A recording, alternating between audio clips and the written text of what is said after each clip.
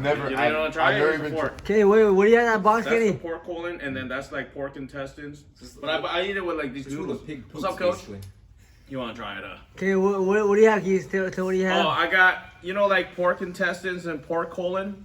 Like black people eat this too. It's chitlins. Chitlins. Asian people eat this. Like chicken feet, chicken pork feet. Not just Asian, all right? This is Sam joking around.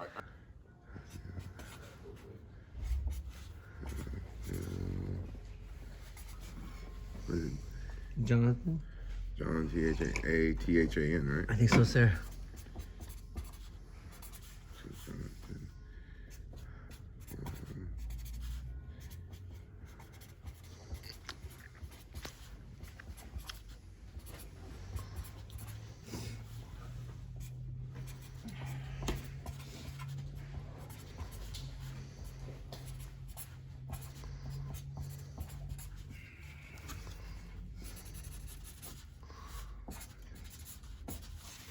Gangster.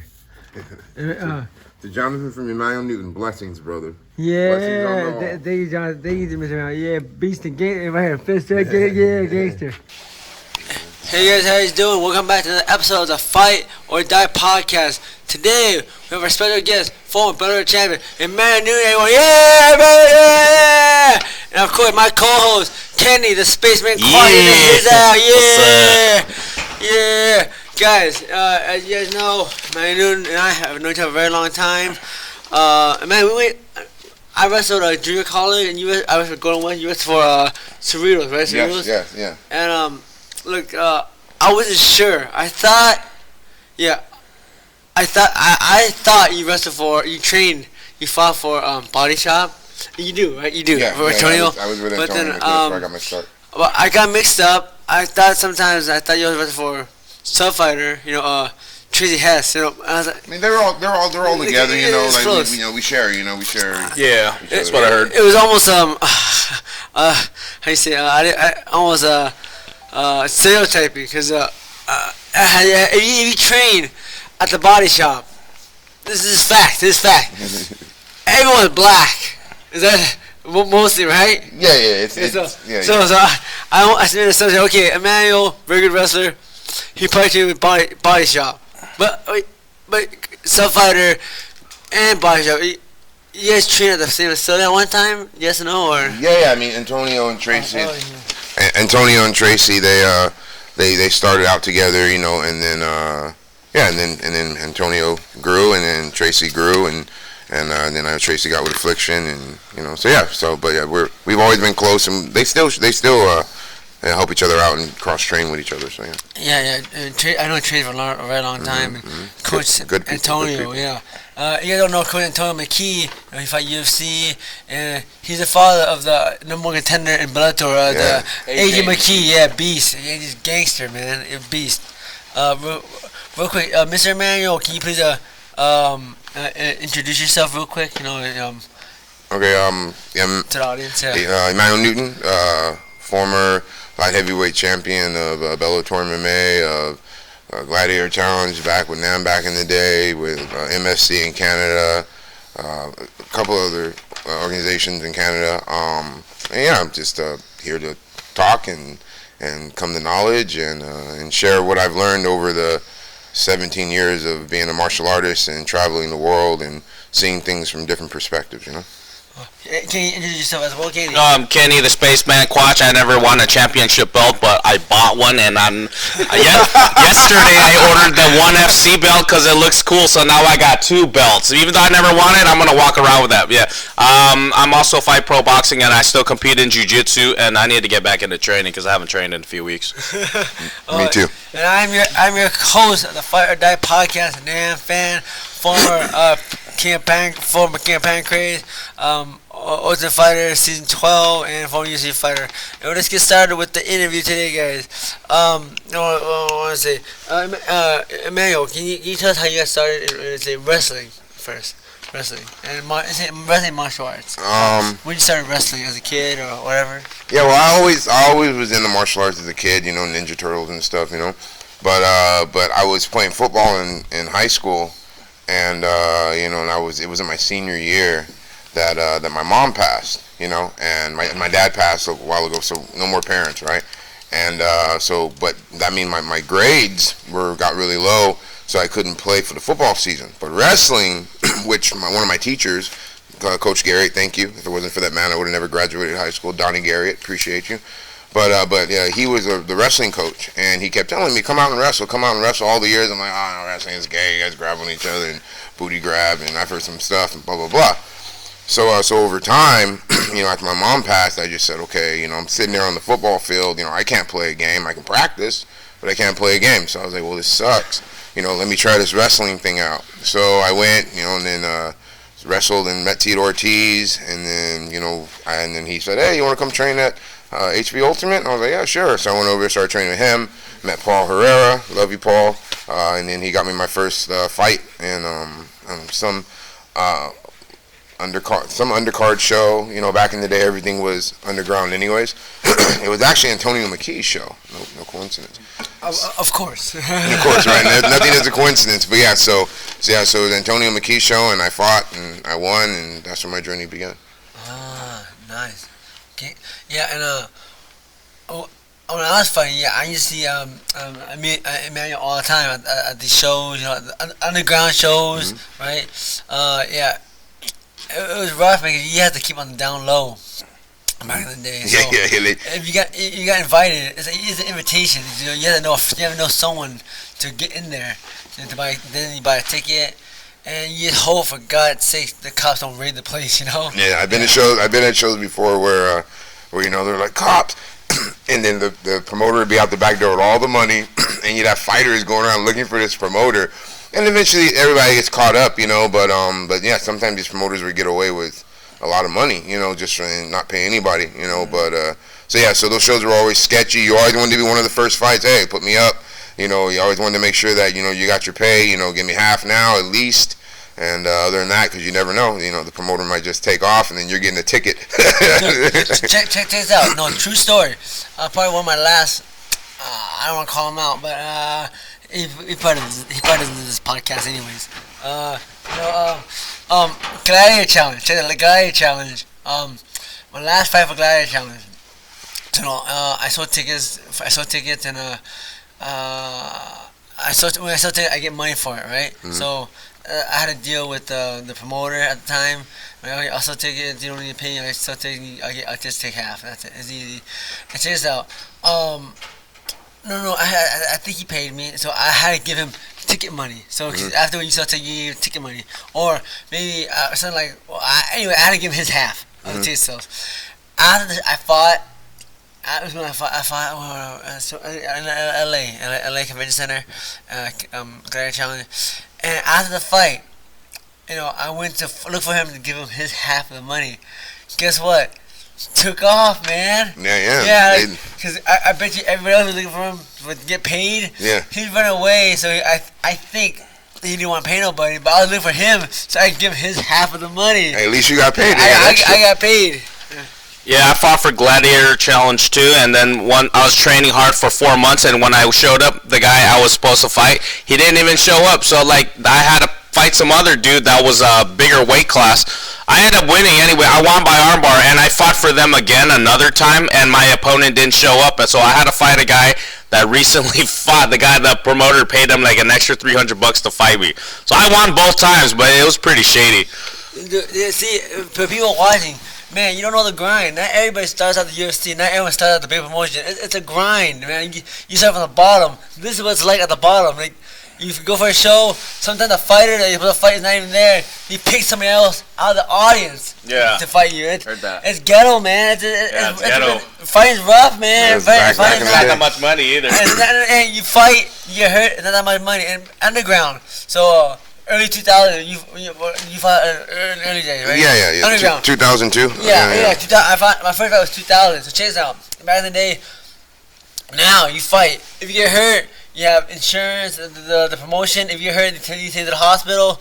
Back then, if you get hurt, you take yourself to the hospital. You better hope you don't get hurt, and then you fight for free. You sell tickets. That's all you did. You get is ticket money. Yeah, that's it. Yeah, that's it. All you get is ticket money. They don't pay you. And if you get hurt, Man, you duct tape it up. That's all it is, man. You beat a gun, you don't get hurt. Well, yeah, I mean, it didn't get big until 2006 because I remember in 06 is when the boxing commission got involved. There we go. And then that's when everything just blew up, and then MMA became a thing. Because before it was MMA, it was called NHB, remember? NHB or No Holds Barred. So human cockfighting. Vale Tudo, yeah. So that's what it was back in the day. And then, like I said, when the commission stepped in, because they saw all the money in it, it just exploded because they could start having shows at these big venues and everything like that. So definitely MMA definitely come far, but in a very quick time, very fast time. And I look forward to the future. People are gonna be throwing a Dukins eventually, Exactly, man. Energy charge, he's charging. Why not? Flying in the air like Street Fighter. Yeah, doing some crazy stuff. It's on its way. I mean, it's long journey, long journey. For sure. Why can't you fight for a while? Well, the sport has evolved really quick from like jiu-jitsu dudes to like now it's mixed martial arts, and the guys are really fast and everybody's good on the ground and standing up, so everybody's well-rounded nowadays. Right, Emmanuel? No, yeah, for sure. Like you're gonna fight somebody and they're gonna not be a wrestler but have amazing wrestling, Yeah. Or fight somebody and then not be a striker but their striking be on point. So it's like you just never know what you're gonna run into now, and that's why guys, if you're training, you have to train smart, but you have to put the time in, you have to put in the hours on the bag, the hours in the shadow boxing, the hours just in the little things, your homework, you have to put that time in, because if you don't, somebody else is, and trust me, they will take you out. That's just the game now. Dude, yeah, exactly. You gotta train everything. And on that point, train everything. I know you as a wrestler. All I know you can do is great at wrestling, dope wrestling. Yeah. I seen you. I remember we were in Mexico. Yeah, we went to Mexico. I didn't fight, but you fought in Mexico. And dude, I remember, dude, before the fight, the day of the fight, you ordered some like 10 tacos. You scarfed it down, like bam, like 3 seconds. It was like finger looking good. You lick your finger, like, man, those tacos look good. I love me some tacos. Yeah. And you won. I remember, and I was in the ring. You warming up, and when you picked me up, like I didn't even see you coming. You were so fast. Boom! You shot in. You picked me up for fun. I thank God for fun. Cause like, man, I felt like, man, I could have died. It was really scary. It was very scary. Yeah, you killed that night. And speaking about training everything, I only know you as a wrestler, so I thought all I know you was. I thought you just take someone down, style, basic wrestling style. But you got some dope kicks, man. I watched your fight, like your fight with Kimo, man, kicks galore. Like, where'd you learn those kicks? Where'd you practice those kicks? Is it something you trained as a kid, like taekwondo, or maybe just something you just kind of made up on your own and just kind of your own style? Yeah. Where'd you get that, man? As you know, like I was in a motorcycle accident back in 06. Yeah, and and I messed my arm up really bad. I had to go through a lot of surgeries and stuff. But that wrestling side of me left because I don't get the full rotation in my arm anymore. Now I can still wrestle, and I was still taking guys down, but it was mostly with body lock stuff, because like I couldn't hold on a leg like I used to.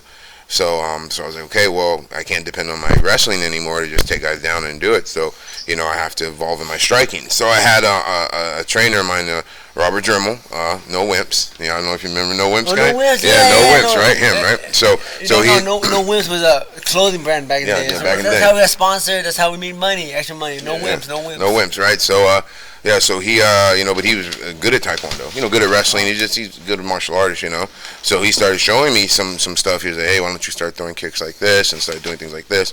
And I was like, oh man, I actually, like it. I started picking it up, and I was really unorthodox. Before a lot of people were throwing on the side kicks and spinning back kicks, I was doing it. And it's back in the day, I used to give guys a freaking very hard time. Now everybody's doing it, But I used to give guys a very hard time, and then I took some of that, and I started looking in some traditional karate stuff, and started putting that in, and then I met my other trainer, Arnold Chan. Oh, Arnold, yeah. You know Arnold. Dude, I don't know him personally, but I see him in movies. Yeah, he's awesome. I said Mortal Kombat. He's in the movie Jackie. That guy's dope. Amazing martial artist. And yeah, he has like super speed, like 720 spin, jumping. Yeah. This guy can either. Wow. Is he a fighter? No, he's an actor, martial artist. He's a martial artist, but Arnold. He's fought before back in the day in Taekwondo tournaments and stuff like that. Amazing martial artist, amazing boxer. Yeah, he's dope. But I met him, and then I started training with him at Wild Card Boxing, and my striking changed. My hands changed. My movement changed too. So just evolution of just I guess meeting the right people at the right time, and it worked out. Just didn't have the work ethic to keep it for as long as I could have. I think. Yeah, your striking was extremely impressive.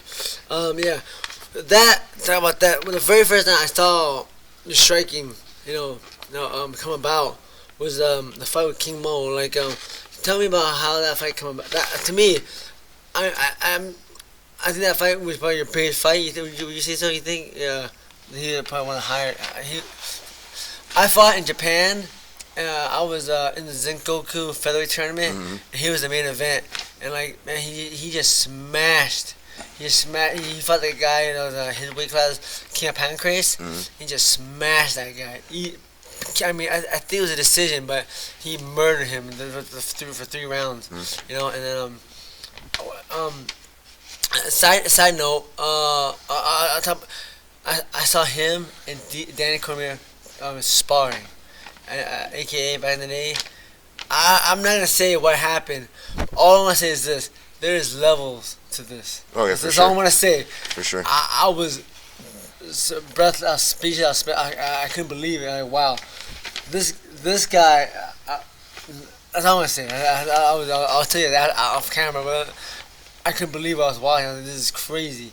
Yeah, but how did the fight with Kimo come about? Did someone Bellator call you or? Well, I fought in the tournament, the first one of Bellator's first tournament, and I got called on that short notice, and went in and did pretty well. I made it to the second round, and so, but I fought well, so Bellator they liked me, so they called me for the next tournament, and I came in this time with more time, more abilities, and more people like having my back, so it was a blessing, and and then I fought Mo the third round of that tournament, and which was the semifinals, and then because he was in the tournament too, and he had been destroying everybody. The last guy I fought, destroying, knocking everybody out, my last guy I fought, I choked him out, and so we met, and it was just, that was where I think I really got that's what catapulted me, because I was able to show like the real me. I think the side of me that takes hard training and commitment and rest, and people to have your back, and I went out there and it showed, So, but I knew I was gonna win that fight, I had a dream, like 4 other people had dreams, that I was gonna win that fight, and people were telling me, like, man, you're gonna knock him out, and then sure enough, like first round, went out there and knocked him out, so it was amazing. You guys, if you haven't seen that fight, dude, Emannuel, dude, guy with a spinning back fist, and I couldn't believe it. I was so happy. I know King Mo, not know well. I see him in fights. We talk. We've been on the same car. We talk very casually. He's very nice. He's an extremely nice guy. I'll say he's very nice to me. And I liked him, but I know Emannuel personally. So when that fight happened, I was definitely rooting for Emannuel to win. And I didn't think it was gonna be. This is what I thought. Mr. Kimo is a very extremely high caliber wrestler, high profile wrestler. Everything. Yeah, see, that's how we start off, guys. Anyways, King Mo, was an extremely high level wrestler. High level wrestler, like, I don't know, what is it, national level? College, right? College. I don't think he's an Olympian, but college. High level college guy. He's fighting internationally, so he's a very high caliber guy. And then, you and me, we were a local guy from Southern Orange County, Southern California. I would say, man, that fight, that's very inspiring for anybody, you know, like, from a small town like us, you know, I think, oh, man, it's very intimidating for someone like us to go against someone like that guy. It's very intimidating, you know, and you believe in yourself, and you did it, you made the impossible happen, you know, I mean, I said, man, I mean it, man, I'm very proud of you, man, you're the man. That's a big, that was a tough fight, you did it. You know, and I was worried, but I was rooting for you. I wanted you to win. I was like, man, he's a man, right? He's dope, right? But you did it. And then in the rematch, everyone was saying, oh, the fluke, the fluke, right? Oh, Kimo's the man. You know, you were not as popular at the time, as Mr. Kimo at the time. Would you agree? And they're like, oh, who's this guy? Oh, it's a fluke. It's a fluke. Rematch came, boom. Free match came, he beat him to the decision. Yeah, decision, yeah. But fair and square, that's it. That's it. There's no what is about it. You can't take any away from the guy, you know, like, hard fought fight. Like, he beat him fair and square. You know, can you please tell us, like, what were your thoughts? How you first of all, what were your thoughts before the first fight? What were your thoughts on King Mo when you got the call, or when you found out you were about to fight him in the tournament? And then how do you prepare for the rematch?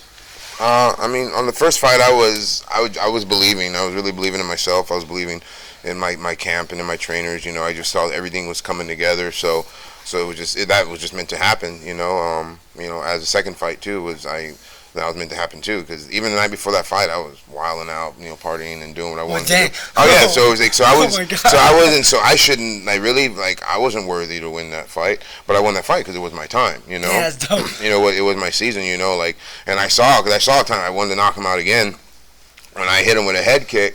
And then he kind of got dazed, and I looked back, and I was like, why would I run in with a straight punch knowing that he's going to take a shot, right? I should have came in like with a switch knee or something like that, you know? Damn, but I believe that time, like, it was like almost like someone saying, like, you know, you're not even worthy to win this fight, but you're going to win it because we need you to grow. I believe, you know, everything has its seasons, you know. We're no different than trees, you know. Yeah. You know, we all have our seasons. Just are you aware? Can you see? Do you pay attention? You know, do you have that consciousness in your mind that you can be like, okay, more happening here, you know?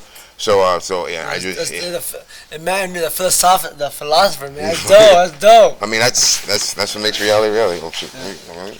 One of questions from one of our guys, Emilio. He asks, what's up with your gummy bear diet prior to the Phil Davis fight? Because he told me you only ate gummy bears at that time. I would say that question for later. Okay, all right. Finish what you were saying.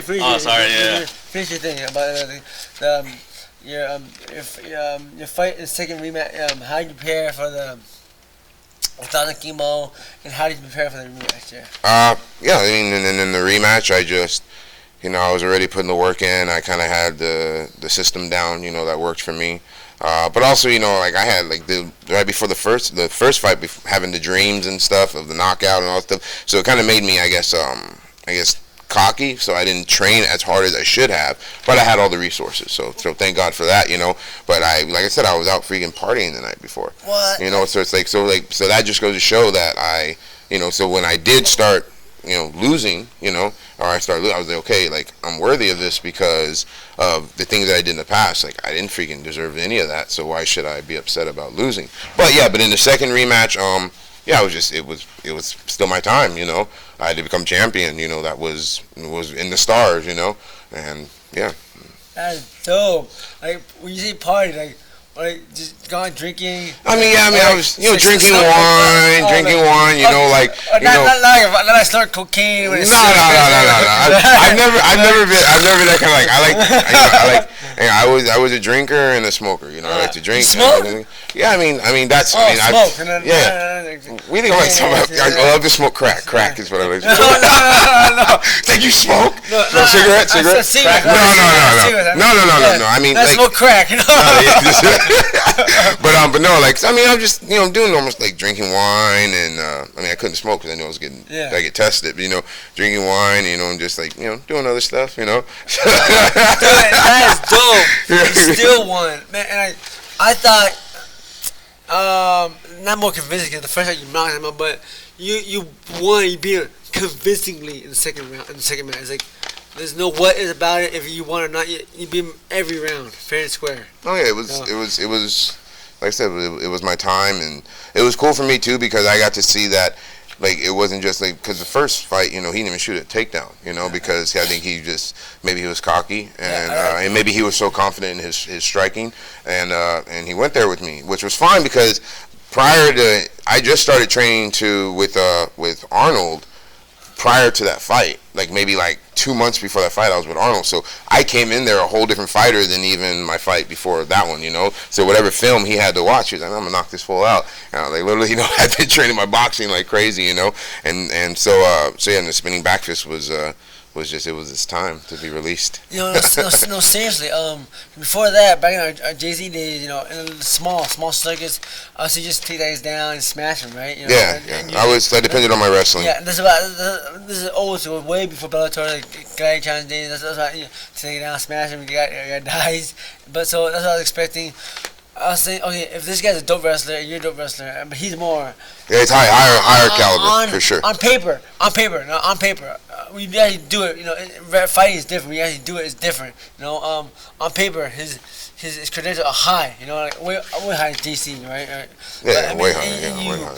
And you smashed, you defended his takedowns, and when he did take me down, but I knew that like when he take me down, I just gotta get back up, yeah. And then eventually I'm gonna get slippery, or he's gonna get tired, or I'm gonna be able to, I'm gonna be able to sense his takedowns, and that's when I believe the whole game changed, and I knew it was good for me that night too, because it let me know that okay, you aren't just a low caste level fighter. You actually can compete with the highest levels, and this is what I've been wanting. I've been fighting for years upon years. By that time I already had probably like 20 something fights, so it was just so it was like it was my time, and it was cool to experience and to be a part of, so yeah, I'm very thankful. That was dope.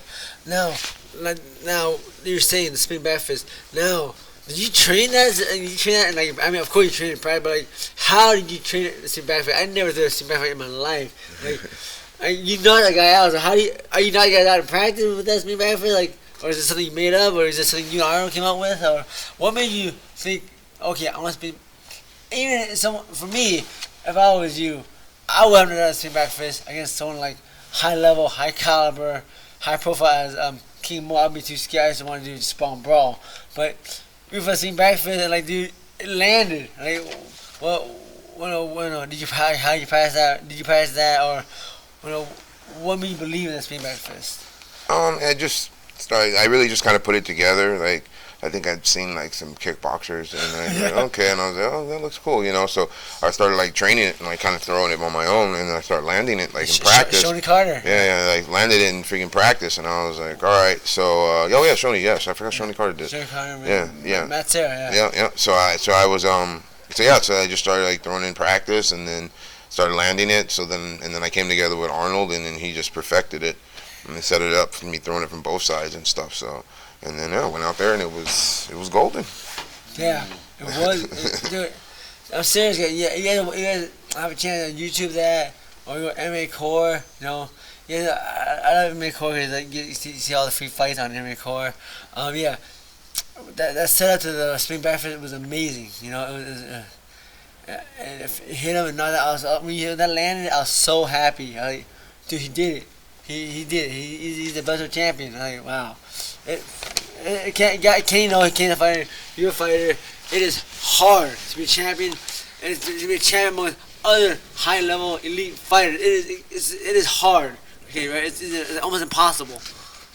Yeah, it's very hard. But like Emmanuel said, everybody grows is like a tree, and then everyone has their day. Yeah. Yep. Everyone has it. Yeah. Now, your day was that day, man. I was so happy. Oh, guys. So if a question for Kenny and Mr. Emmanuel, like, you guys watch ONE FC? ONE FC? Yeah. A little bit, yeah. I was watching yesterday the girls fighting. Oh yeah, that's right. Right now, the girl. There's one girl. Her name is. God damn. Itsuki Hirata. To me, she's a Japanese girl from Japan. So she's smashing everybody. I think to me. Well, I don't know any other girl, but to me. I think she's gonna win that tournament. She's gonna smash everybody. Like bantamweight, 120-pound tournament. I think she's awesome. And she's not bad looking either. But besides that, she's an extremely good athlete. You know. Yeah. Speaking of 1FC, you know, April 28th at 1FC, Shinya Yogi versus Sage Northcutt. Oh, really? Wow. That's gonna be cool. That's gonna be a good fight. Yeah. Who you got? Shinya. Yeah, Yoki. Shinya. Yeah, I got Shinya. You remember that one time he broke that guy's arm Oh yeah. because the guy was disrespectful to him or something, and he just like. From what I haven't understood, that guy that he broke his arm, that guy, I don't remember his name, but I know who that guy. That guy beat his buddy. Beat his buddy. Finished him. Is a good leg lock guy. What's his name? Satoru Kitioka. Oh, that guy. He beat that guy. He knocked him out. Oh, that guy's pretty jacked. He's dope. He's a total juice monkey. Yeah. I would never tell him that in his face. You know. I train with him. He's big. Oh, you trained with him? Wow. He's giant. You know, but the guy finished him and knocked him out. I guess I don't know if he was talking to him, but I guess Shinya was pretty pissed. Oh. He's getting back. He just not even a key lock. Just got the arm behind his back. He just pulled up and popped his shoulder. Yeah, it looked nasty. That's messed up, man. Popped his arm out. Yeah, that's jacked up. But Shinya Yogi versus Sage Northcutt. Man, I don't know about that one. I mean, we all three of us agree. I think Shinya Yogi takes it pretty easily. I mean, I know that Shane Yogi's old now. You know, like I mean, not taking anything away from him, but Sage is still young. He's really explosive. So I know, but yeah, I mean, obviously, like everybody's susceptible, you know, to getting caught in, especially submission with the Shinya, and he's such a veteran of the game. So I want to watch it. It'd be interesting to watch, but definitely if it goes to the ground, I say Shinya is gonna be able to catch him because of his grappling credentials and you know what he's done just in MMA alone. So. Yeah. Shinya still fighting Shinya Yoki. That's amazing. And Shinya, I think he's my age or only a year older than me. You know, Shinya. He's 37 years. Yeah, he's got to be close to 40 for sure. Yeah, because I'm 37, so I'm not talking shit. You know? What was it? Guys, quick story. When I was in Japan, I trained in Japan at the Deep gym, right? At a gym called Deep, and like I think it's Satoru Kitioka. He at the time he was the guy running, he was the head guy, and Shinya Yogi would come in to just as a visitor, not as a but as a guest. I think it's really big. You know, and then or maybe I think Shinya used to run it, but then Kitioka took over, and then at the time Shinya was living in Singapore, right? Mm-hmm. Singapore. And dude, I tell you, this is how OG Shinya Yogi. When he came to visit, all the Japanese fighters. Man, when he stood, he talked, everybody shut the F up. They listened, didn't move, just stood there. He spoke, everybody listened. He said, class begins, that's when the class began. When class is over, that's when class is over. Oh, yeah. He's a gangster, man. I was there. I got the chance to roll with him before I got smashed. You know, I had no chance. You know, I tried though, but yeah, he's too dope. Yeah, he's good. He's good. Yeah, he messed me up.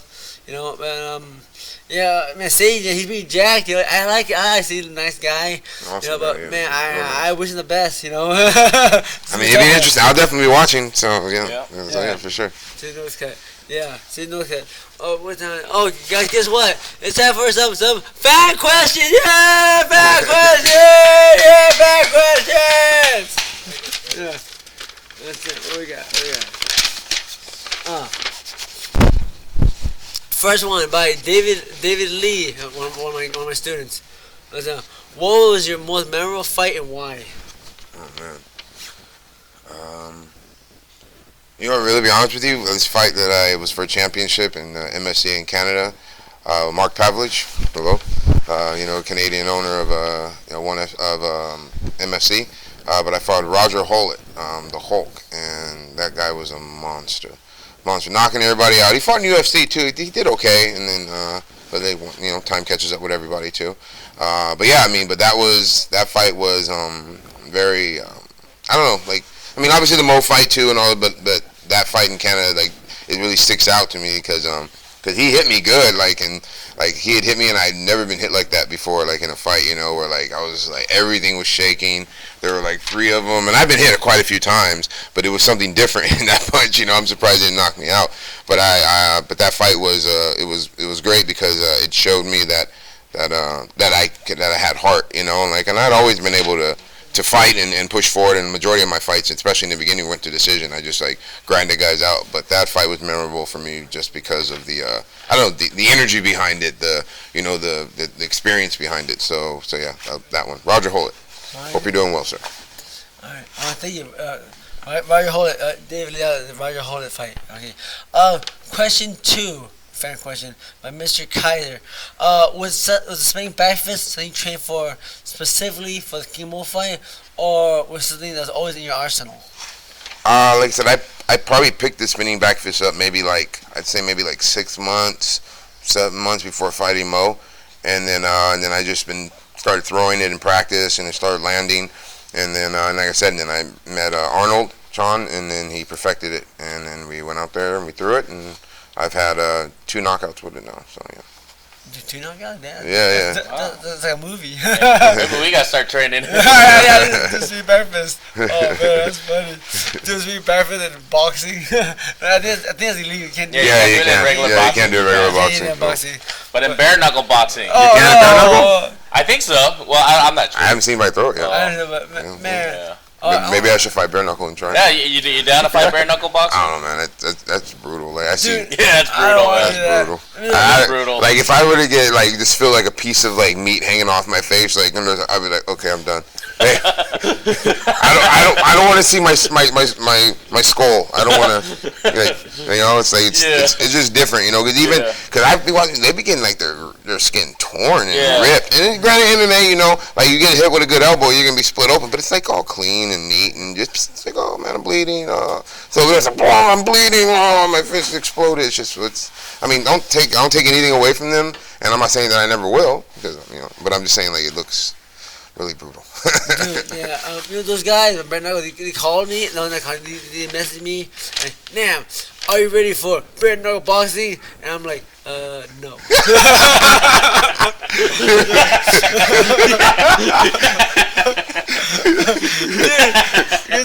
Dude, I do boxing, I do MMA, I do dude, that is not fun.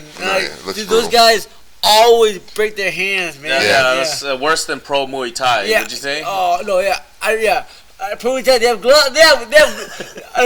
I ready to Muay Thai fight. They have bare knuckle fight. Those guys, they don't break their hands. You can knee, you can kick. You don't see no guy broken knee, a broken shin bone, but I don't want to break my fist. You know, man, that's not fun, man. Yeah. Looks brutal. Yeah, that's not fun. It was like two guys. Charles Bennett, dude, that guy's done. In the MMA fight in Japan, he knocks guys out. But in the bare knuckle boxing, I seen him fight. He punched on the head, or a few times, boom.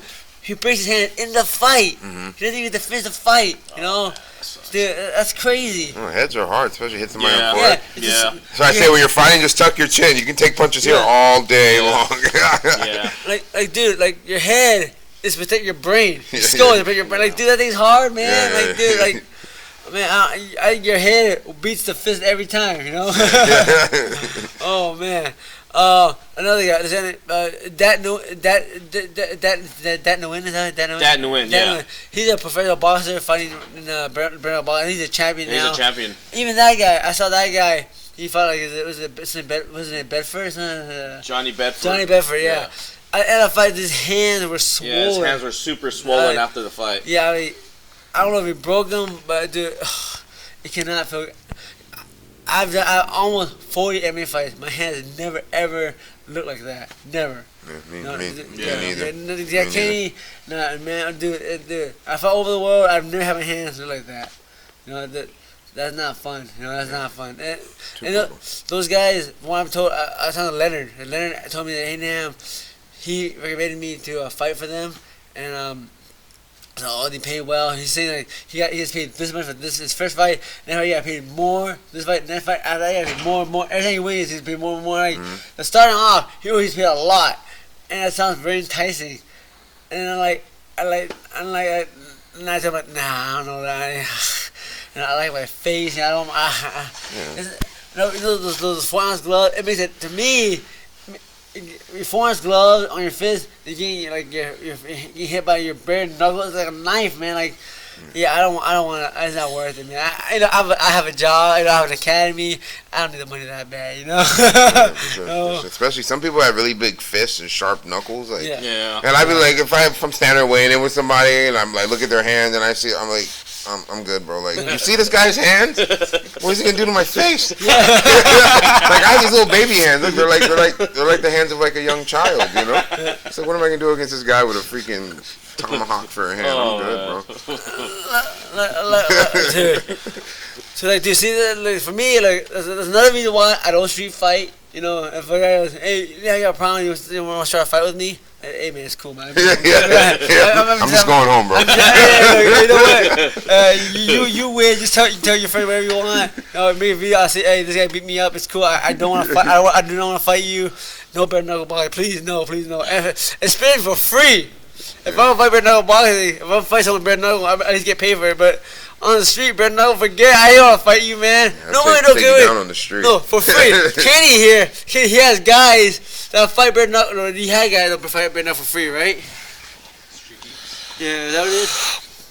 No, actually, in street beefs and backyard squabbles, they actually wrap their hands. It's not professionally wrapped. It's just like the way we wrap our hands in training. But in case you didn't know, there's this YouTube series called Street Beefs and Backyard Squabbles, and people just show up and fight, but they don't get any money. But they fight for reals, like. But they just call it sparring. But dudes are getting freaking busted up and bleeding. And I was there live watching because I had people that want to fight. And one dude hit me up recently, March 6th, so I'm gonna go coach him at Backyard Squabbles. So it's gonna be great. Wait, do you know that guy? Well, I know this guy. He trains at another gym. His name is Arthur. Oh, so yeah. This is crazy. This blows my mind. They're not getting any money at all, but they're just gonna go fight. Dude, this is crazy. For me, this is crazy. For me, this is nuts. Just spar safe with gloves, with gloves on, and have fun. These guys are fighting for free. Well, our friend Anton, he's good. He trains with us. He trains with pros. He went in there and he destroyed the guy. He didn't even get hit. Like, he just lit the guy up with punches and kicks, took the guy down, kept punching him, and choked him out. So he fought him back there. It wasn't even fair. Like, he shouldn't even be there. That guy should be a pro already. I spoke. Anton's amazing. Yeah, Anton and Torres. Yeah. I spoke to Anton. I told him, dude, you can't fight this stuff. You're too high level. Right? Yeah, it's not fair for these dudes. He officially not a professional. He's not officially not, but then his skill, the guy he trained with, he's really good. He can't. These are too low level. Like, he's too good. He has your next fight. You gotta go pro. Anton, you should go pro already. So, like, I talked to half of the dudes that were at these events. I was like, hey, man, where you train? And some of them train at real legit gyms, but, like, more than half of them, they're like, oh, I train with my homie in my backyard, or I train in my garage with this dude. I was like, all right, man, that's not really good training, but I don't know. You just do whatever you can, you know? Well, I know that I was watching one of those street beefs, and one of the guys' names was Storm Rider. Oh, there's a gangster! And I was like, when I saw him, he was like, you guys should watch it. Look up this guy, Storm Rider. He got knocked out by the tall, overweight, good martial artist, karate dude. But it was funny because he was just like, I'm sitting there watching it, and they're like, they pan in on him, right, with the camera, and they say their name, right? And he was just like, Storm Rider. And I was like, oh my gosh. And I was like, where does this dude even train? You know, and he got smashed, but it's entertaining. And, they want to do free. And like I said, and then there's some real good martial artists that are in it too. And obviously, they beat up wherever they fight, but it's entertaining. Storm Rider. I want to meet that guy. No, it's the Shinigami, right? Shinigami, this guy, he dresses up in like a gi. Yeah, that's the guy that's got Storm Rider. Oh, he wears a black belt. You know, I saw him fight live at Street Beefs. He fought Street Bender. It was a good fight. I was there. I saw it in front of my face. Wait, Style Bender with Street Bender?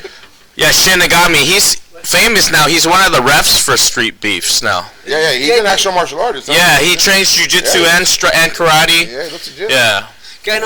Wears a black belt. Yeah, he beat the crap out of Storm Rider. I gotta go home and look at that, man. Do you guys know what? Let me tell you. Shinigami is Japanese. You guys talking about Storm Rider? Shinigami is Japanese. You know what Shinigami stands for? You guys? What? Shinigami means God of Death. Oh my wow. God! Like, this guy knows Shinigami. Man, get out of here with that, man! Oh my God! That's him right there, right? That's right. Oh, in the video. That's him beating up. That's Shinigami beating up Storm Rider. Storm Rider. Storm Rider. Grimy in the hay. Yep. Yeah, dude, I helped set up those hay. When I showed up, they're like, "Oh, we need people to set up the hay." So like, we lifted hay from this truck to set up the ring. Hey, when you guys gotta watch it and listen to how he says Storm Rider. You didn't even have my name is Storm Rider. Storm Rider. So what got me involved in the street beefs was one of our friends, Mr. Rich Chili Willie. So he fought in there twice. He didn't do very good, but like I still support him because he has the balls to fight, and most people don't have the balls to step in. So, but he does need to train a little bit more if he does want to fight again. I don't want to see my friend get hurt. I don't have the balls to fight. Well, I won't get paid. If I don't get one, I'm going to get paid. But Chili Willie, man, I love that guy. He trains here. Yeah, he's our friend. Yeah, he should train. Yeah, he needs to train more. He doesn't train at all. He doesn't train at all. And then he goes and fights, and dude, he got beat up. I felt bad. I was like, dude, this is my friend. I don't want to see him get hurt. Well, he's an accountant, right? No, he works at Panera Bread. Yeah, yeah. So he was a restaurant. But he's the manager. Yeah, so he's a manager at a restaurant. Dude, like, oh man, that's rough, man. Like, you don't want to go to work, you man. I've been there. There's nice white folks that work there, right? You man, you go to Panera Bread, like, okay, can I get like a tuna sandwich and some tomato soup? Got a real black guy. Yeah, that's it. Oh man. Before the time runs out, I'd like to get the question answered from our friend Emilio. He asked, "What's up with your gummy bear diet prior to the Phil Davis fight, sir?" I've always had a weird diet, like I say, because I lost my parents pretty early, so I was kind of like on the struggle, like, you know, so I would eat, like, sometimes all I would have to eat would be gummy worms or gummy bears, so I love gummy stuff, and peanuts, you know, like a bag of peanuts or something, so when I was cutting weight, you know, and I couldn't really eat, like, big meals or anything like that, I would take joy in eating gummy bears, and it wasn't the smartest thing to do. Obviously, you saw what happened in the Phil Davis fight, but you know, that was just me. I still like gummy bears to this day. And did you know that gummy bears comes from actually animal fat? I didn't know that. Like animal joints. Gelatin, gelatin. That stuff's good for your joints. Yeah, I hear. So it makes sense, right? Eating animal joints is good for your joints. Yeah, so gelatin. It comes from animals. So anybody thinks they're vegetarian or vegan, if you're eating gummy candy, you're not. Sorry. That sucks. Wait, you're a vegetarian? No. I'm gonna buy a pack of gummy bears after this interview, man. You know, but my grandma was she was a Buddhist lady, vegetarian. I guess let's see now. I guess for the rules, like you know, as long as you don't, I guess, you don't eat meat, right? Like you don't eat fish. They were allowed to eat fish, and you know, you're allowed to eat no fish, no animal products. Just eat eggs and milk, as long as the animal doesn't die from it. You don't let it die. Oh, okay, I got it. Then you eat it. Like I said, egg. Yeah. That's a hit and miss. It's not chicken yet. So, yeah, I mean, and then the animals are meant to give us like milk and to give us all these things. So they're not dying, you're not taking their life. But if you eat gummy bears, gummy worms, it's dead. It's not alive. So he died. Like milk, the animal creature didn't die from. You didn't die. So she was a vegetarian. Yeah. So there we go. There we go, folks. Guys, fan question from one of the guys here, Mr. Matt Brady, yeah. So, and what type of music you train to and you listen to? Well, I mean, my fight name was the Hardcore Kid because I really into hardcore music. It's like an underground kind of like see something like there's different genres of it. Like you have like heavy like Kill Switch Engage, and then you have like like the underground like my boy band Rotting Out or Guns Up or bands like this. So it's a little heavier, more rock style. So I would usually listen to that, or I like trance, like techno kind of style music. Yeah. And that's good to run to. A little Armin van Buuren or whatever. And I like classic rock too, but mostly hardcore and trance, and then I also like Christian music. So I like alternative Christian music. I really like Hillsong and stuff like that. Some LSDJ. Yeah, LSDJ. Think you're better off alone. But that's how it came out. That was the song. Yeah, right? back in the day. Don't laugh at me. You all the Asians that wanted you all listen to that. If you live in this age, that's how it was dope. Yeah, that's how it was dope. Talk to me is right. Yeah. I love that. That's how it was so. Playing in my head, it's been stuck in my head all day now. Damn it. That's how it was. When I came out, that was the song. Changed my life. One last question about Mr. Vincent. Where are the shorts that Donald had you fight in that pair with the phone number? No, Do you know who that is? Lisa Vincent? What she asked me? Where are the shorts that Donald had you fight in that pair with the phone number? Do you know what she's talking about? Yeah. You know who she is? Lisa? You know Lisa? No, but I remember that. I forgot who. Stalker. But I forgot who. What did I put a phone number on my shorts for? I think my old manager, Mickey Dubberly. I love you, Mickey. I love you so much. But yeah, I think he put his phone number on the shorts, or his friends or something. I don't remember, but yeah, it was somebody just said, I put my phone number on your shorts, and they're like, yeah, or like, and they paid me, and I was like, fine. And that was that. Oh, okay. That was a business or company? Some dude? No, just some random, I think he wanted them to call him and his friend to get random phone calls and be like, hey, who's this? And I don't know. So yeah, he was playing a prank on his friend or something. Phone sex operators. Yes, who knows? Oh man, that's crazy. Oh man. All right, well, Mr. Emannuel, thank you for coming. That's all the time we have for today. Thank you. Hey, all the pleasure. Mm-hmm. And guys, so the last part, you're gonna say this with me. So I want to say, everyone, thank you for watching the Fight or Die podcast. And I want to let everyone know that in life you have two options. Guys, together, fight or die. Hey! That's easy. All right.